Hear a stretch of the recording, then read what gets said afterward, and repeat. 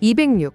한국의 문화전쟁과 조선의 예속 논쟁. 오늘은 평론가 조우석, 그리고 역사학자 함재봉의 논의를 바탕으로 이 땅의 문화전쟁에 대해 생각해보려고 한다. 조우석은 1980년대 운동권 등장 이후 지난 40년 가까운 기간 동안 대한민국은 우리가 알던 나라가 아니고 전혀 다른 나라로 바뀌었다.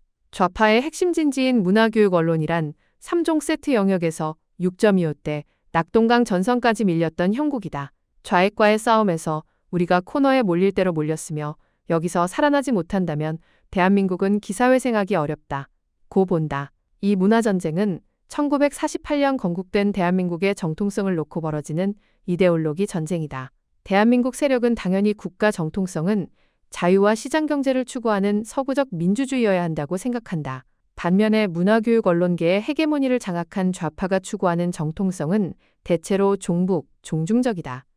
이 헤게모니가 얼마나 강력한지 수년 전 박근혜 대통령은 중고교의 국사책이 도저히 못 봐주겠다며 이를 국정화하려다 결국 탄핵까지 당했다. 이명박 정부는 2008년에 PD수첩의 광우병 허위 보도로 출범하자마자 레임덕에 빠졌다. 그 뒤 이른바 블랙리스트란 좌파가 자주 써먹는 정가의 보도가 되었다. 2023년 말 당시 유인촌 문체부 장관 후보자가 국회 인사청문회에서 블랙리스트 문제에 대해 그는 블랙리스트 문제로 정부 문화계가 대립관계로 간다는 건 미래를 위해 불행이라고 했다. 완전히 꼬리를 내린 것이다. 그는 이렇게 말해야 했다. 문화예술계에 반국가적 콘텐츠가 많다는 건 상식이다. 그래서 기울어진 운동장 아니냐. 2000년 공동경비구역 JSA 이후 속출했던 웰컴 투 동막골, 괴물 변호인 등 반미 친북 영화를 우린 안다. 이명박 박근혜 정부는 이런 영화계 문화계 정상화를 검토했다. 그게 뭐가 문제냐? 그러나 이렇게 하고도 장관 자리를 보전하기는 어려울 것으로 보고 적당히 대답한 것이고 또 사람들이 다 그러려니 한다. 어젯밤 잠자리에서 함재봉 교수의 유튜브를 듣다가 문득 한국의 이 블랙리스트가 조선시대의 예속 논쟁과 비슷한 점이 있다는 생각이 들었다. 함재봉 교수의 유튜브 예속 논쟁이란 무엇인가를 보면 역사적인 사건에 대한 해석의 깊이가 얼마나 중요한가 느끼게 된다. 이 논쟁은 효종이 죽고 현종이 즉위한 직후 효종의 의부서머니인 장렬 왕후가 행해야 했던 상례격식을 1년상을 해야 하는지 3년상을 해야 하는지에 대한 격렬한 싸움이었다. 나는 이 논쟁에 대해 고작상복 입는 것 가지고 당파 싸움이나 하나? 라며 한심하게 생각했었는데 이번에 유튜브를 통해 그렇게 단순한 문제가 아님을 알게 되었다. 이 싸움의 배경에는 조선의 정통성에 대한 관점이 자리 잡고 있다. 윤유는 새로 일어난 청나라를 인정하며 실사구시 외교를 해야 한다는 관점이다. 반면 송시열은 비록 명이 망했지만 조선은 명예은혜를 입어 존속한 나라인 만큼 지속적으로 주자성리학의 가르침대로 따라야 한다는 관점이다. 즉, 이 싸움은 조선의 정통성에 대한 이념 논쟁이었다.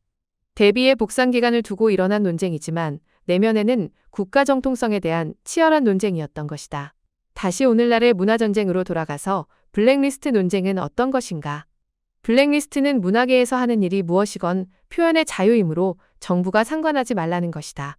사회의 일각인 문화계에서 주장하는 표현의 자유 문제이니 예속 논쟁처럼 사소해 보일 수도 있다. 그러나 그 내면에는 한국의 정통성이 자유체제에 있느냐, 북한이나 중국처럼 인민 독재에 있느냐의 문제를 숨기고 있는 것이다. 일종의 음모인 셈이다. 좌파는 기회 있을 때마다 문화계 블랙리스트 문제를 거론하며 이전 정부의 잘못을 추궁한다. 문화계에서 하는 일에 정부가 간섭해서는 안 된다는 엄포다. 박근혜 대통령이 당하는 것을 보고도 또 간섭하려 하느냐는 협박이다. 그것은 혹시 언젠가 정부가 나서서 문화정책의 새 그림을 그리려는 시도를 싹부터 자르려는 선제적 공격이다. 이에 대해 문화평론가 조우석은 이렇게 주문한다. 이에 대한 유일한 대응법은 옛날처럼 뒤에 숨어서 몰래 하지 않고 국민적 동의를 얻어 국가 정상화 차원에서 좌파 문화 척결을 하겠다고 당당하게 선언하는 것이다. 당당한 문화 전쟁론 없이 이 나라의 미래가 없다.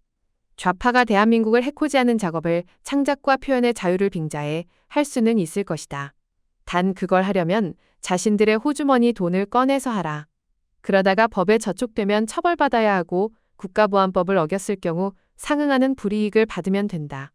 그걸 제도화해 국가적 재앙을 방지하자는 게 바로 당당한 문화전쟁이다. 이 기울어진 운동장을 바로잡는 일은 마치 전쟁이나 다름없을 것이다. 모든 헤게모니와 돈줄을 끊겠다는 것이므로 조선시대의 사화와도 같은 일이 벌어질 수 있다. 그러나 이를 극복하지 않고서 대한민국의 미래는 없다. 언젠가 한국의 지폐에서 조선 선비들이 사라지고 이승만 건국 대통령이 등장하는 날이 온다면 그날이 바로 기울어진 문화전쟁의 운동장이 바로잡힌 날로 기념될 것이다.